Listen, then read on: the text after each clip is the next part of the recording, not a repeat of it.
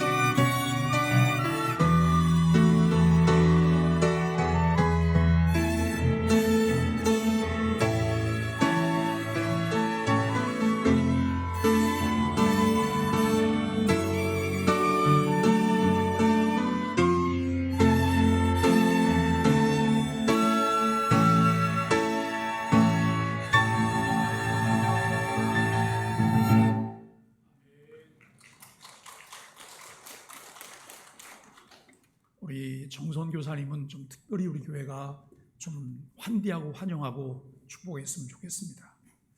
한 선교지에서 한 30년 정도를 선교를 하셨어요. 굉장히 모범적으로 선교를 잘 하셔서 저는 우리 정선교사님을 통해서 선교를 배웠습니다. 우리 선교사님 나오셔서 말씀 전하시고 나오실 때 한번 자리에서 일어나서 박수로 한번 환영해 주시길 바랍니다.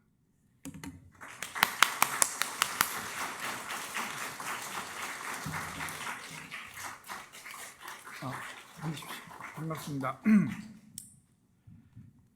우리 청년들에게 주는 책이라고 한다면 제가 좀 이렇게 사인도 해오고 그럴 건데, 그 책은 저희 아들이 사실은 태국 가장 북쪽 그 메콩강 근처 당시 약 한 6시간 정도를 가야 한국 사람을 만날 수 있는 곳에서 우리 아들이 태어났습니다. 저 아이가 잉태된 곳은 아직도 깊은 오지입니다. 깊은 오지의 그 대나무 집에서 제가 살 때에 거기에서 우리 아이가 92년도에 잉태되어져 가지고 93년도에 태어났는데, 이 아이가 한국에 대학을 왔습니다. 그 아이는 오직 꿈이 한국 사람으로 사는 것이었었습니다. 그래서 대학교 2학년 때 이제 그 ROTC를 이제 지원해서 함께 훈련받다가 잠시 태국 집에 왔는데 저에게 어깨 동무를 하면서 한 가지를 물었습니다. 아빠, 나한테 물려줄 유산 없지? 라고 물었습니다. 그래서 말을 못했는데, 있어. 그게 뭔데? 했더니 아빠가 나에게 그 유산을 물려주겠다고 약속을 하면 내가 말을 할게 라고 했습니다. 그게 뭔데? 했는데, 제가 사실 이 아이들을 이제 큰 아이를 한국어 보내놓고 또 아이들을 이렇게 기르면서 아빠가 뭘까 하는 것에 굉장히 고민을 좀 이렇게 하게 되어졌습니다. 그리고 이럴 때에 아빠가 살아 계신다면은 우리 아빠는 이 상황을 어떻게 설명해 주고 어떻게 극복해 나가라고 말해 줄 것인가, 이런 게 참 궁금했었습니다. 왜냐하면 제가 아주 어린 나이에 아버님이 돌아가셨기 때문에 제가 아버지를 배우지를 못한 사람이 아빠가 되어버린 거예요. 그래서 그런 순간순간의 이야기들을 아이들에게 이렇게 편지로 쓰기로 했습니다. 그래서 사실은 아이들에게 편지를 쓰고 또 저하고 한번 카톡이 이렇게 연결이 되어지면은 제가 한 20년 정도 계속해서 한 번도 빠지지 않고 글을 써서 카톡이 생긴 이후에는 계속해서 그 아침에 쓴 글들을 함께 공유하고 나누어 왔었습니다. 근데 학교에서 정치학을 공부한 아이인데 가끔씩 이렇게 과제를 마무리를 못하고 가서 토론에 참여하고 그럴 때가 있었나 봅니다. 그때 아침에 제가 보내준 카드 가지고 그걸 주제로 삼아서 토론에 참여하기도 했나 봅니다. 하루는 담당 교수님께서 너 그거 어느 책에서 참고했니? 라고 이렇게 물었을 때에 가슴이 뜨끔했답니다. 이거 큰일 났네. 숙제를 안 한 걸 어떻게 알았을까? 그리고는 사실은 저희 아빠가 매일 저한테 카톡으로 글을 보내주는데 우리 아빠가 쓴 글이에요. 그래서 너희 아빠가 뭐 하시는 분인데 이런 분이에요 하면서 아이가 그 교수님한테 칭찬을 좀 들었나 봐요. 그러면서 그때부터 이 아이는 굉장히 자기가 태어난 장소에 대한 자존감이 낮았습니다. 그래서 여권에다가 출생지를 쓰거든요. 그 다음에 어느 나라 입국을 할 때에 너의 출생지가 어디냐? 국적은 한국인데 출생지는 태국 치앙라이 이렇게 쓰는 것이 굉장히 아이에게는 상처가 되어졌던 극복해야 할 내적 상처 중에 하나였었는데, 이걸 계기로 이 아이가 자기가 태어난 그 공동체를 한국 사람이 없는 곳에서 태어나고 거기서 어린 시절을 보냈던 것에 대한 굉장한 자존감을 회복하게 되어졌습니다. 그래서 제가 썼던 글들을 자기에게 유산으로 물려달라고 하는 이 아이의 질문을 담아가지고 그 책들, 아들에게 쓴 편지들입니다. 계속해서 썼는데 내가 사랑하는 아들에게 쓴 편지, 그래서 그 안에 보면은 남자아이니까 여자를 고르는 10계명, 또 교회를 고르는 10계명, 이런 내용들이 들어있습니다. 혹시 그것을 딸들을 둔 권사님들이나 집사님들은 아이고 목사님 과하시네요 라고 말할 수가 있습니다. 근데 이 사실을 바꾸게 되어지면 사위를 얻는 10계명, 남편을 얻는 10계명이 될 수가 있고, 네가 그 수준에 이르지를 못하면 그런 여인을 만날 수가 없다. 그래서 사실 이 시대에 우리 같은 그 70, 80 세대 산업시대의 어른들이 이 2030 시대의 젊은이들을 향해서 뭔가 좀 말을 해줘야 됩니다. 그런데 교회도 침묵할 수밖에 없고 사회도 침묵하고 가정에서도 이 이야기를 쉽게 할 수 없는 우리의 그 변화된 가정 구조들이 되어져 버렸습니다. 그래서 눈으로 보고 보는 자가 민망할 뿐이고 아파할 뿐인 것이지 거기에 대해서 말할 수 없는 이야기들을 사실은 짧은 글들로 요약해서 정리한 책이 아빠 물려줄 유산 없는 고저라고 하는 그 책입니다. 둘째 아이가 직장 생활을 하고 있는데 그 아이가 견습 3개월이 지나고 정직원이 되어지 출근하는 날 저 책 한 권을 그 팀장에게 사인해서 보냈었습니다. 근데 그 팀장이 읽어보고 그 회사의 전 사원들에게 필독서로 사용을 하고 지금은 그 회사의 신입 사원들의 필독서로 그 책이 읽혀지고 있답니다. 좀 읽으면 불편할 수 있는 이야기들인데 사실 그 내용들을 알아야 남아있는 여러분의 삶들에 부딪히는 벽들을 극복할 수가 있고 지금 느끼는 한계를 이겨낼 수 있다라고 자신 있게 말할 수가 있습니다. 그런 책입니다. 토론이 좀 책 때문에 길어졌습니다. 이번에 오늘 오전과 오후에 한 2시간 정도 여러분과의 만남을 통해서 저와의 만난 여러분의 머릿속에 몇 가지 단어가 좀 팍 박혔으면 좋겠습니다. 기독교인이 뭐냐? 선교는 뭐고 전도는 뭐냐? 도대체 교회는 뭐냐? 성도는 뭐냐? 라고 할 때에 성도는 첫 번째 삶의 지정 공간을 가지고 있는 자들입니다.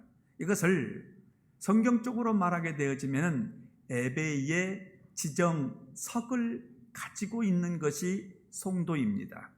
성교는 에베이의 지정석이 없이 살아가는 사람들, 그래서 그 삶의 지정석을 말초적 쾌락이 있는 곳에 두고 살아가는 사람들에게 여호와 하나님 앞에 예배 드리는 곳이 내 삶의 지정석이라고 하는 삶의 기준이 되는 공간이라는 것을 전하고 가르쳐주고 그 공간을 만들고 그 공간에서 그들이 기쁨을 누리고 감사하며 살게 하는 것이라고 생각하고 있습니다.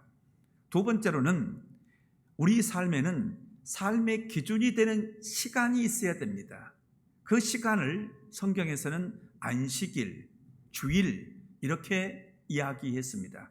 그래서 안식일, 예배의 지정 시간이라고 하는 이 시간을 이번 나와 여러분의 만남 속에 머릿속에 새겨 넣었으면 좋겠습니다. 첫 번째는 예배의 지정석, 공간, 두 번째로는 예배의 지정 시간, 곧 내 삶의 표준 시간. 그러면은 그 지정석과 그 지정 시간에서 우리는 뭘 하며 살아가는 것인가? 역할, 삶의 지정 역할, 이것을 나와 여러분이 오늘 이 만남 속에서 알았으면 쓰겠고, 우리가 많은 선교사들을 만나게 되어지고 많은 목사님들을 보고 수많은 교회들이 있는데 이 교회의 존재의 목적, 우리가 선교 헌금을 하면서 기도하는데 너무 막연해요. 가끔씩은 우리가 구제 하는 것인가? 구제, 그 목적은 사실은 그 사람들이 나의 작은 물질적 도움을 받아서 이 세 가지를 회복하라는 것입니다. 예배의 지정석을 만들어내고 그걸 지키며 거기에 목숨을 걸고 살아가는 것, 그리고는 그 지정석에 내 삶의 표준 시간을 두는 것이에요. 안식일을 지키며 살아가는 것, 그리고는 그 지정석과 지정 시간에 뭐 하느냐, 멍하니 앉아있는 것이 아니고 나에게 지정된 역할이 있어야 된다는 것입니다. 이것을 우리가 한번 오전과 오후에 함께 나누어 보도록 하겠습니다. 먼저 예배의 지정석입니다. 모세가 이제 이스라엘 민족이 야곱의 가족 70명의 가족이 아브라함에게 약속했던 하늘의 별과 바다의 모래와 같은 큰 민족으로 성장을 했습니다. 불어났습니다. 그래서 하나님의 때가 되어지자 하나님께서 준비하신 모세란 사람을 부릅니다. 그 모세란 사람을 불러서 이스라엘 민족을 애굽의 종되었던 곳에서 하나님 앞으로 불러내는 그 일의 출사표로 선포하는 말이 오늘 본문 읽었던 출애굽기 3장 18절이에요. 바로 왕이여 여호와 하나님께서 우리에게 임하셨습니다. 우리를 찾아오셨습니다. 그 하나님께서 말씀하시기를 너희는 광야로 사흘 길을 나와서 나에게 제사하라, 나에게 예배드리라, 나에게 축제하라고 했습니다. 이것이 기독교인의 세상을 향한 출사표입니다. 사랑하는 성도 여러분, 우리는 가끔 거룩이란 말, 구별이란 말을 많이 하는데 여러분이 세상과 구별된 삶을 선포하는 그 출사표 하나 정도는 가정에서 써가지고 붙여놓을 수 있어야 됩니다. 우리는 여호와 하나님 앞에 제사를 드리기 위하여 안산에 있는 소망교회로 가야 하오니 사장님, 주인님, 세상님, 여러분 나에게 사흘길을 가도록 허락하여 주옵소서. 이렇게 말을 했더니 바로가 모세에게 이렇게 말합니다. 너희들이 조금 시간적 여유가 있으니까 딴 생각하는 것 같은데 그래, 그러면은 내가 너희들이 그동안에 벽돌을 만드는 일을 하기 위해서 진흙도 주고 물도 주고 지푸라기를 주었습니다. 진흙의 탄성과 벽돌의 강도를 도와주는 지푸라기를 주었는데 내가 그 중에서 지푸라기의 공급을 끊을 테니까 너희들이 일주일 동안, 엿새 동안 그 지푸라기의 공급이 끊어진 상태 속에서 동일한 품질의 벽돌과 동일한 양의 벽돌을 만들라고 이야기합니다. 여러분이 주일날 내가 소망교회 예배드리러 가야 돼요라고 내가 주 앞에 기도할 때에 세상은 그 기도를 듣고 우리들에게 늘 먼저 이렇게 말합니다. 네가 일주일 동안 그 예배 1시간 반을 위해서 성실하게 살았느냐? 내가 지푸라기의 공급을 너에게 끊어도 그 지푸라기를 공급해 줄 때의 품질과 양을 채울 수 있느냐? 자, 이렇게 되어지면은 그 이스라엘 민족 공동체 가운데 그들이 다 마치 족장들이 있었어요. 엘더들이 있었습니다. 장로들이 있었습니다. 그들이 리더십을 발휘해서 그동안 진흙을 이기던 그룹에서 10명, 물을 떠오던 그룹에서 10명, 또 진흙을 퍼온 그룹에서 10명, 벽돌을 찍는 그룹에서 10명 뽑아내가지고 공급이 중단되어진 지푸라기를 구하러 가야 되겠지요. 여러분, 100명이 일하던 곳에 90명만 이제 일을 하게 되어집니다. 그러면 이 100명이 일할 때의 그 힘의 에너지와 시간보다도 남아있는 90명이 쏟아야 할 에너지와 시간이 많아지겠지요. 그렇지요. 그런데 그렇지를 못했습니다. 10명이 빠져나가고 그 지푸라기의 공급을 중단되어진 것을 보충하기 위해서 그곳으로 일꾼들의 숫자가 빠져나갔으니까 각 일터에서 빠져나간 숫자만큼 더 열심을 내고 일을 해야 그 일이 맞춰집니다. 쉬는 시간도 10분에서 5분으로 줄여야 됩니다. 점심시간도 1시간에서 40분으로 줄여야만이 이걸 감당할 수가 있는데, 우리 안에 들어와 있는 이 죄라고 하는 것이 뭐냐면은 그걸 용납해 주질 않습니다. 똑같이 놀고 쉴 것 다 쉬고 누릴 것 다 누리면서 그 품질과 그 양을 맞출 수 있다라고 생각합니다. 그런 이 90명이 서로에게 짐을 떠넘기지요. 내가 해야 된다고 하는 것, 한 명이 빠졌으니까 내 일감이 늘어났다고 하는 책임의식을 가지고 거기에 임해야 되는데 그렇지를 못했습니다. 그래서 바로 앞에 이스라엘 민족이 가져온 벽돌들은 품질이 떨어졌습니다. 지푸라기를 넣어야 할 곳에 충분한 양의 지푸라기를 넣지를 못했고, 또 어떻습니까? 이미 수거해버린 지푸라기를 대신해서 건불, 다른 풀, 마른 풀들을 대신할 때에 그 탄성이 훨씬 기본 질량에 미치지를 못했습니다. 품질이 떨어질 뿐만 아니라 양 또한 채우지를 못했습니다. 이걸 본 바로가 이스라엘 민족에게 이렇게 말했습니다. 게으르다, 게으르다, 게으르다. 너희가 게으름으로 여호와 앞에 가자 하는도다. 이 시대의 기독교인들, 한국교회의 성도님들, 선교한다고 하는 모든 이 선교 조직들, 이 이야기를 귀담아 들어야 됩니다. 오늘 여러분이 예배의 지정석을 지키러 나와 있는데, 여러분이 예배의 지정소로 가고 빈 여러분의 가정에서 남아있는 아직 이 예배의 지정석에 대한 갈등을 느끼는 사람들이 여러분이 예배 드리러 간 것에 대해서 게으르다, 게으르다, 게으름으로 여호와 앞에 가자 하는구나. 바로가 알았습니다. 하나님 앞에 예배의 지정석을 가질 수 있는 사람은 지푸라기 하나를 포기할 해도 그것을 공급해 주는 사람과 동일한 품질을 만들어낼 정도의 열정, 인내, 노력, 집중 가지고 있어야 한다는 것이에요. 여러분, 예수를 믿으면은 바로가 끊어버린 지푸라기의 공급을 내가 기도하면 채워줄 걸로 착각하는 것, 무당 종교입니다. 그건 기독교가 아닙니다. 이것을 지금 하나님께서 이제 그 약속을 이루어 가시는 과정 가운데 70명의 사람이 200명이 넘는 대민족이 되었을 적에 그들에게 요구했던 첫 번째의 메시지입니다. 이제 바로와 모세 사이에 10가지의 재앙을 가지고 힘 겨루기가 시작이 되어집니다. 자, 이 내부의 게으름의 결과를 이기지를 못하자 출애굽기 8장 25절 말씀에서 바로가 말합니다. 자, 그래? 꼭 그렇게 굳이 사흘 길을 갈 필요가 뭐가 있어? 여기에서 예배를 드려. 이렇게 말했습니다. 여기에서 예배를 드려. 여러분, 그렇죠? 꼭 안산까지 가야 되겠니? 사실 오늘 제가 우리 그 ALN의 앙상블을 보고 청년들을 보면서 아직 저희 막내가 한국 나와서 교회를 결정하지를 못했습니다.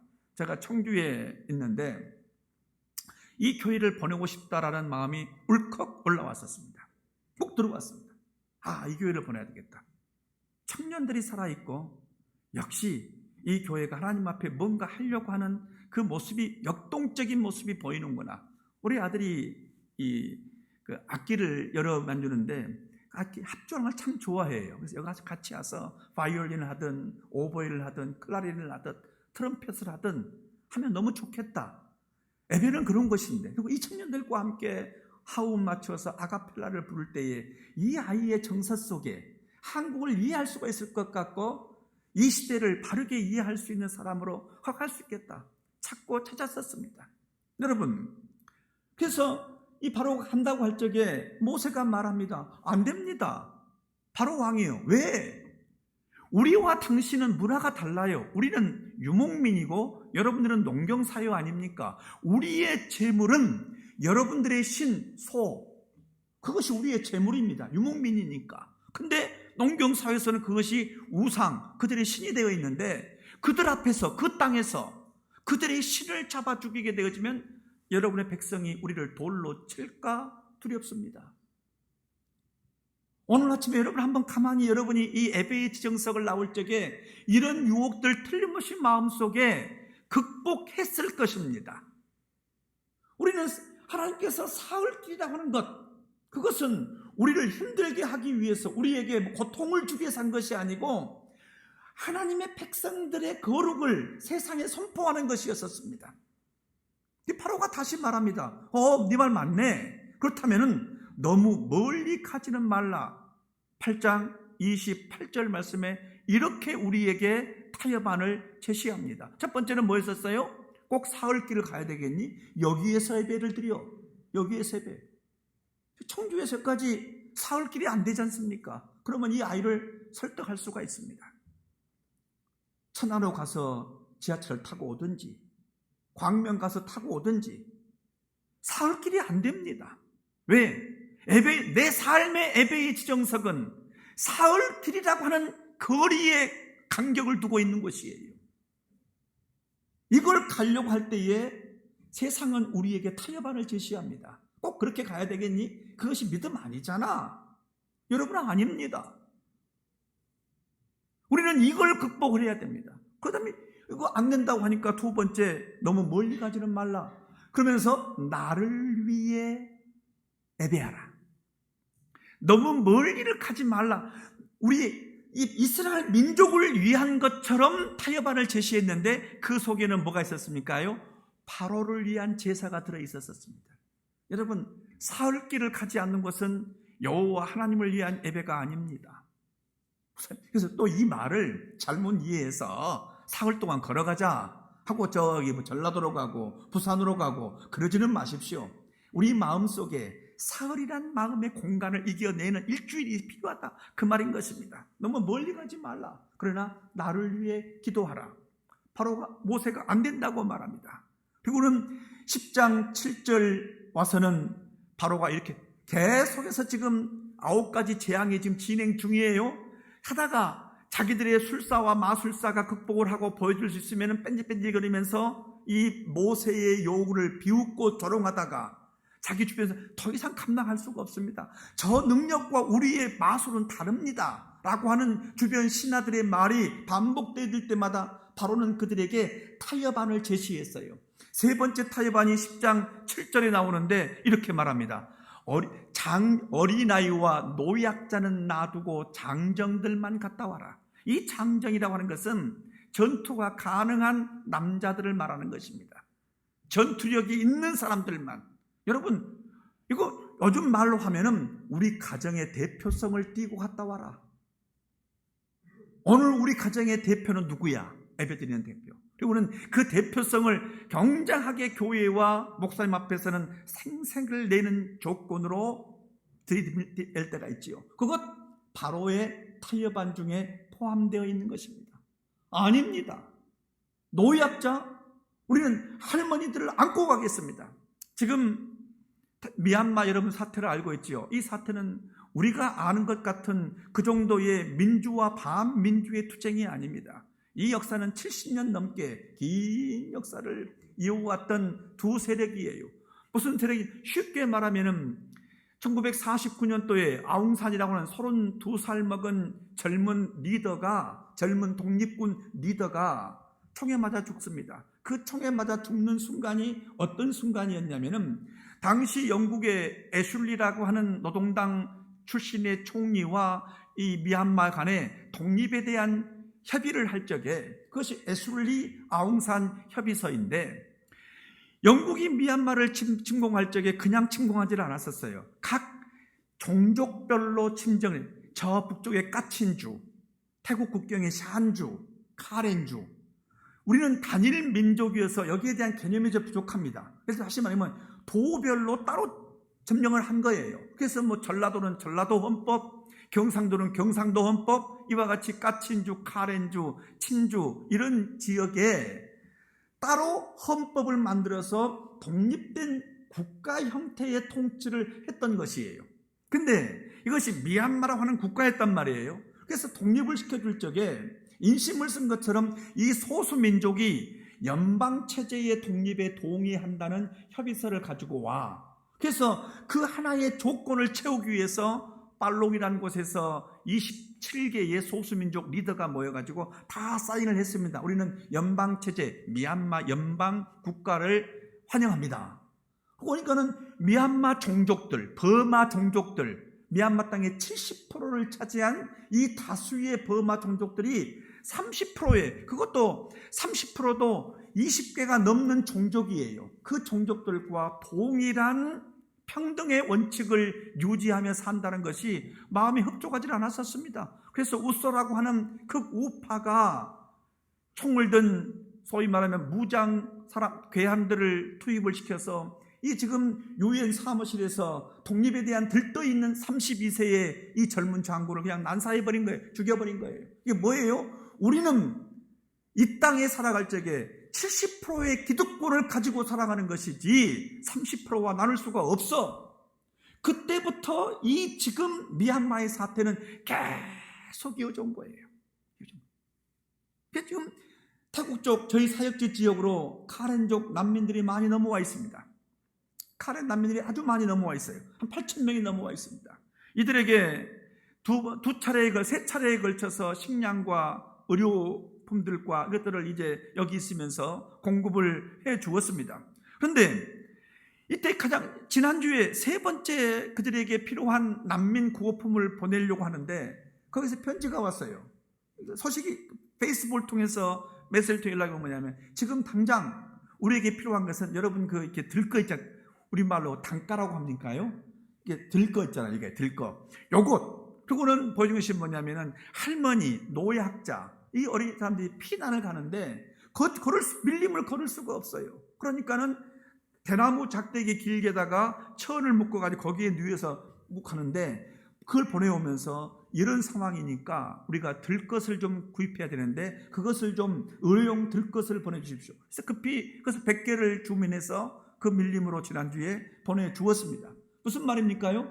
피난 갈 적에 이들이 예배드리러 갈 적에 노약자는 상당한 장애를 가지고 옵니다. 어린아이를 안고 온다거나. 그래서 굉장히 합리적인 타협안이에요.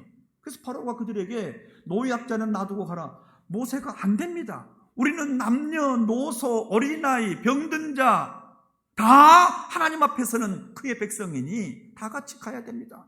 그래? 나 어디 가다가 죽어도 모르겠다. 그리고 마지막 9번째 흑암의 재앙이 임할 때에 바로가 4번째 타협안을 우리에게 제시합니다. 그것이 뭐냐면은 소와 양은 두고 사람만 가라. 이게 무슨 말이냐면 경제권은 두고 사람만 가. 소와 양이 가서 예배드린 거 아니잖니? 여러분 이때 모세가 위대한 설교를 합니다. 10장 25절이에요. 바로 왕일지라도 여호와 하나님 우리 하나님께서 요구한 것을 거절할 수가 없습니다. 우리는 하나님 앞에 사흘 길을 가서 하나님이 지명하신 그 시내산 앞에 이를 때까지 무엇을 가지고 우리에게 예배 드리라고 말하려는지 알 수가 없기 때문에 남녀노소뿐만 아니라 우리에게 주어진 모든 소유도 하나도 놓지 않고 다 가지고 가겠습니다. 여러분 바로가 환영했겠습니까? 안 된다. 노 했습니다. 결국 6월절 어린 양의 피를 문설주에 발랐던 히브리 민족들만 그 6월절 어린 양 피, 쉽게 말하면 우리 주 예수 그리스도가 십자가에서 흘려주신 그 십자가의 보혈의 피를 의지하는 자들만 출애굽을 하게 되어지고 홍해를 건너고 광야로 나오게 되어진 것입니다. 사랑하는 성도 여러분, 이것이 예배의 지정석입니다. 여러분이 오늘 내 의지로 주 앞에 나온 것 같지만은 여러분의 그 의지 속에 예수 그리스도의 십자가의 보혈을 믿는 그 믿음이 없었으면 바로의 유혹 5가지를 극복할 수가 없었습니다. 우리는 게으른 자입니다.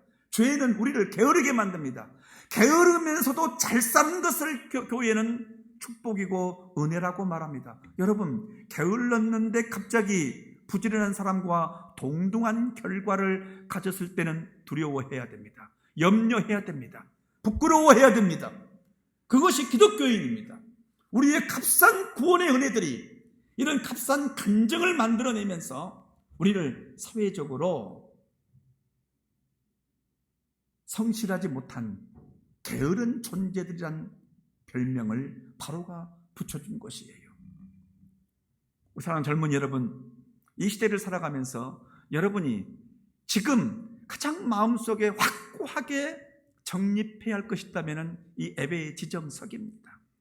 사실 제가 오늘 이 젊은이들을 예배로 한다면 본문을 좀 바꾸고 싶다 생각되어졌는데, 추가하게 되지만 이 본문의 배경 속에는 요셉의 꿈이 먼저 있었습니다. 요셉의 꿈이 뭐였었습니까? 똑같이 씨를 뿌리고 밭을 갈고 씨를 뿌렸습니다. 추수 때가 되어졌습니다. 추수터의 상황을 요셉이 꿈을 꾸었어요. 그도 곡식단을 베어가지고 묶었고 형들도 묶었습니다. 그런데 형들의 곡식단이 내 곡식단을 향해서 절을 하더이다.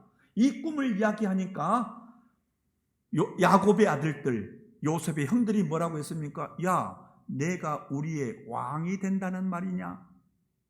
여러분, 기독교인의 꿈은 포지션을 묻는 게 아니에요. 무슨 직분을 묻는 것이 기독교인의 꿈이 아닙니다. 기독교인의 꿈은 너의 수고와 땀의 결과 속에 몇 명의 생명을 책임지며 살 것이냐고 묻는 것이에요. 바로 그 책을 제목을 두었던 그 아들에게, 야, 이가 한국말을 잘 못하기 때문에 아빠의 말을 잘 이해를 못하지만 어렸을 때부터 이 아이를 품을 때마다 내가 물었습니다. 다라야, 너는 네 수고와 땀 흘린 결과로 몇 명이나 책임지며 살래? 이 말을 수없이 묻습니다. 이 아이가 초등학교 5학년 때로 기억을 합니다. 그날도 두 아들, 형과 동생을 놔두고, 다라야, 주라야, 너희는 너희가 수고하고 땀 흘려서 열심히 공부해서, 둘째는 열심히 축구해가지고 몇 사람이나 몇 명의 생명을 품고 살 것이니, 귀찮은 듯이 큰아들이 말했습니다. 아빠, 한 40명 할까? 내가 왜 40명인지 모르겠어요. 40명 할까? 그런 거예요. 그래서 내가, 하나님, 이 아들이 아직 이 아빠의 질문의 내용을 정확하게 이해를 못해서 귀찮은 듯이 40명이라고 말했습니다. 그러나 하나님, 이 대답 속에 주께서 함께 하신 것을 믿습니다. 바라옵기는 40명이 아니고 이 아들이 수고와 땀의 결과 속에 40명의 가장들을 먹이고 살리고 책임져주는 인생으로 살게 해 주시옵소서. 기도했습니다. 둘째에게 물었습니다. 너는 몇 명이냐? 형에게 지기 싫으니까 나는 400명 할 거야. 400명. 좋다. 하나님, 이 아들에게 그의 수고와 땀에, 그의 공부의 결과 속에, 그의 노력의 결과 속에 이 아이 혼자 살지 아니하고 자기 아내와 둘 살지 아니하고 그의 생명들, 아들, 딸 둘, 4명 책임지지 아니하고 400명의 가장에게 월급을 주며 살아갈 수 있는 인생으로 이 아이를 축복해 주십시오. 지금도 이것이 내 기도의 제목입니다. 사랑하는 젊은 여러분, 여러분은 여러분의 꿈과 비전 속에, 여러분의 기도 속에 몇 명의 생명을 품고 살아갑니까? 그것이 기독교인의 꿈입니다. 그래서 우리는 이 과정을 말하면 세상은 우리에게 포지션을 붙여줍니다. 아, 그것은 왕의 꿈이야. 그것은 의사야. 아, 그 법이네. 그것은 법조계를 말하는 것이야. 아, 선생이네. 그 선생이라고 말해. 우리는 이 직분, 신분을 꿈으로 묻지 않습니다. 사랑하는 성도 여러분, 오늘 집에 돌아가시거든 사랑하는 자녀들에게 물으십시오. 너 그렇게 열심히 게임하고 TV 보고 해가지고 네 수고와 땀의 결과로 몇 명을 책임지고 살겠니? 행여 네 수고와 땀의 결과 속에 이 엄마 아빠의 노후의 삶이 들어있는지 없는지를 한번 물어봐 주십시오. 확인해 주십시오. 그걸 말하지 못하면 창세기부터 다시 요셉의 꿈부터 아이들에게 가르치고, 그 꿈이 70명의 요셉은 그 꿈을 이루었지요. 그 식량을 구하기 위해서. 그래서 이런 꿈을 꾸는 자는 순종의 길을 가요. 이런 꿈을 꾸는 자는 어떤 길을 갑니까? 누군가의 샬롬을 지켜주기 위해서 억울한 누명을 쓰지만은 침묵합니다. 보디발의 집에서. 그렇지요? 이런 꿈을 가진 자는 자기 꿈을 위해 살아가지 않습니다. 누군가의 꿈을 위해서 살아갈 적에 어느 날 자기의 꿈도 이루어지는 현실을 만나게 되어지죠. 그때 그를 팔았던 형제들이 두려워 떨지 않습니까? 형님들, 두려워하지 마십시오.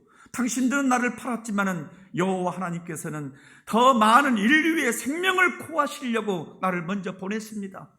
용서가 존재되어집니다. 그리고는 거기에서 인류 최초의 선교사 파송이 이루어집니다. 창세기 42장입니다. 형님들, 아버지가 살아계신다고요?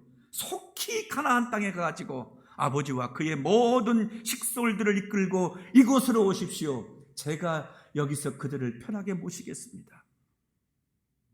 그러면서 그들에게 수레를 주고 질양식, 노잣돈을 주고 옷 한 벌씩을 주지요. 거기에 놀라운 한 가지가 있습니다. 다 옷 한 벌씩을 주는데 베냐민에게는 얼마를 주지요? 옷을 5벌을 줘요.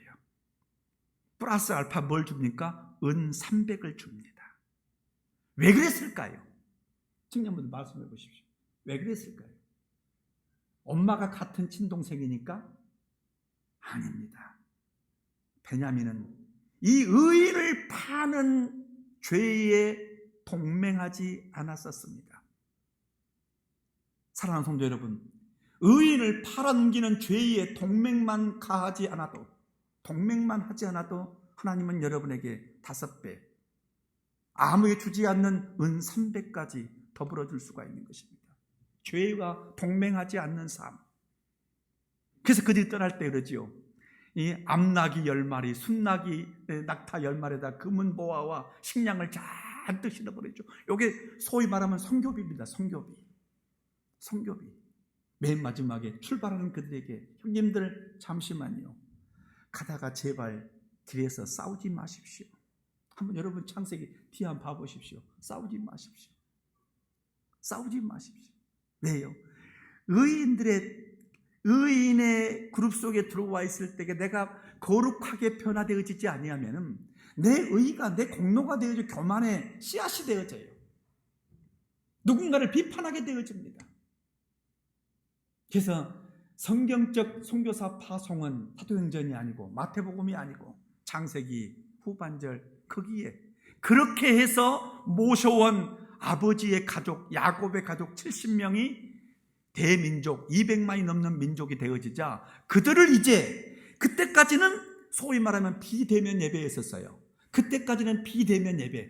우리는 이제 와서 지금 비대면 예배와 대면 예배를 보고 있죠. 이미 그때 야곱까지가 비대면 예배 시대입니다. 이거는 대민족을 이루자 하나님께서 대면 예배를 선포했는데 그 대면 예배의 장소가 에베의 지정석이에요. 그 에베의 지정석이 내가 지금 삶의 환경 속에서 얼마다고요? 사흘길이었었습니다. 그 길을 누구에게 허락을 받아요? 하나님은 명령하셨고 하나님은 출사표를 던져주고 이 허락을 받은 자는 세상의 권세를 잡았던 바로에게 허락을 맡은 것이에요. 그럼 그 바로가 우리에게 뭘 말한다고요? 한 가지 우리가 누렸던 것, 한 가지 받아왔던 것 중에서 한 가지를 포기하라고 말합니다. 지푸라기를 포기하라. 그런데 그 포기한 것이 티가 나면 돼요, 안 돼요? 포기를 했지만은, 한 가지를 공급을 끊었지만은 티가 나오면 안 됩니다. 품질에서 티가 나오면 안 되는 것이고 양에서도 그 티가 나오면 안 되는 것이에요. 그것이 예배의 장소에 나올 수 있는 자들의 자격이고 모습이었었습니다. 그걸 하지 못하자 너희들은 게으름이야, 게으른 자들이야. 그리고 그 게으른 자들에게 4가지의 타협안이 주어지죠. 첫 번째, 무슨 타협이 있었습니까? 꼭 사흘길을 가야 돼? 여기서 하지. 여러분, 이런 생각이 들 때마다 꼭 소망교회를 가야 되냐고. 그 먼 곳에 교통도 불편하고 주차장도 없고 가야 되냐라고 하는 내 마음에 의심이 들 때마다 요건 바로의 타협안인데 그 타협안은 내 안에 의와 타협하는 것이 아니고 내 안에 게으름과 타협하는 것입니다. 2번째, 안 된다고 말하니까 합리적이었었어요. 그들의 신을 그들 앞에 죽일 수는 없지 않습니까? 너무 멀리 가지 말라. 꼭 사흘길 가야 되겠어? 청주에서 예배 드릴 수 있잖아. 서울서 드릴 수 있잖아. 여러분, 한국에 사흘길은 하나도 없습니다. 전 세계에 사흘길은 존재하지 않습니다. 나는 내 아들이 지금 독일에 있는데 그 아이의 예배의 지정석을 한국에 만들었다면 일주일에 한 번씩 전 세계를 타고라도 한국의 예배의 지정석에 나오는 그 삶을 위해서 이 아이가 열정을 내고 살았으면 하는 그런 바람이 있습니다. 그런 바람이 있습니다. 여러분, 우리 아이들에게 이런 꿈을 심어주십시오. 점점점 게으른 꿈, 내 안에 게으름이 합리화시킬 수 있고 타협할 수 있는 그걸 꿈으로 말해주지 말고 게으름을 이겨낼 수 있는 것이 꿈입니다. 그것이 비전입니다. 세 번째, 어린아이는 놔두고 대표성을 가진 장정만 갖다 와라. 이 비대면 예배가 되어지면서 이 대표성을 띠는 이 예배의 형태가 한국에 정착될까 두렵습니다. 예배는 전체가 다 나온 것입니다.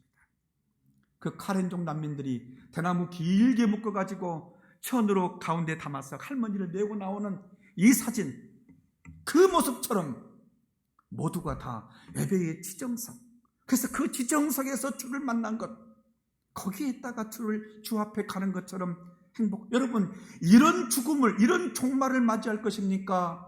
요양원이라든가 병원에 누워가지고 간호사 수발을 받다가, 그래서 이 세상의 모든 정을 다 끊어버릴 정도로 비참한 노후를 살다가 갈 것입니까? 그것은 내 의지에 달려 있습니다. 저는 개인적인 소원이 있다면 새벽 예배를 끝나고 말씀을 전하고 잠시 여기 앉아서 기도할 때에 그대로 일어나지를 못하고 돌아간다면 나에게 주어진 가장 큰 축복이겠다. 가장 큰 은혜이겠다. 그 죽음을 바라보는 사람들은 당황스러울지라도 내 개인적으로는 이런 축복을 누리고 싶다고 하는 그런 기도의 제목이 있습니다. 여러분, 예배의 장소는 대표성을 띠고 오는 것이 아닙니다. 그래서 그것을 띠지 말라고 우리에게 유기를 주는 것이에요. 마지막에 게으른 우리에게 요구하는 것, 게을러도 경제권은 게으르지 않습니다. 경제권의 그 소유를 위해서 게으른 것이 아니고 소유를 누리는 것에 우리는 게으름이 다 집중되어 있어요. 그렇죠? 돈은 벌지 못해도 쓰고 싶어 해요. 그래서 그걸 놔두고 가 모세가 안 됩니다. 왕일지라도 하나님께서 요구하면 들어주셔야 되지요. 다 가서 그 가운데 무엇을 가지고 여호와 앞에 제사를 드리려고 하는지 우리는 알 길이 없기 때문에 다 가야 됩니다. 그래? No. 결국 인간은 이 네 가지의 타협함, 죄의 게으름을 가지고 있는 본성을 가진 인간은 절대로 이길 수가 없습니다. 뭘 의지한다고요? 어린 양의 피, 예수 그리스도의 피, 주의 보혈 능력이 또다. 주의 보혈의 능력만이 예배의 지정석을 지킬 수 있게 해줄 수 있는 하나님의 은혜입니다. 이 은혜가 사랑하는 소망교회의 모든 성도들, 오늘 대표성을 가지고 나왔는데 그 대표성 속에 속해 있는 10명, 20명, 50명, 100명, 1000명, 성경적으로 말하면 모세의 장인 이드로에가 가르쳐 주었던 법칙으로 말하면 10명이면 10부장, 20명이면 20부장, 우리 아들처럼 40명이면 40부장, 400명이면 400부장, 5000부장, 10,000부장, 그들에게 이 하나님의 귀한 진리를 나누어 줄 수 있고, 하나님께서 물으시는 꿈을 너는 네 수고와 땀의 결과 속에, 네 기도 속에 몇 명의 생명을 품고 살아가느냐고. 그리고는 우리 아이들의 꿈 속에 생명을 집어넣어 주십시오. 여러분의 가정 속에 생명을 집어넣으십시오. 그 생명이 부재하면은 그 다음부터는 그 사람 감당할 길이 없습니다. 기도하겠습니다.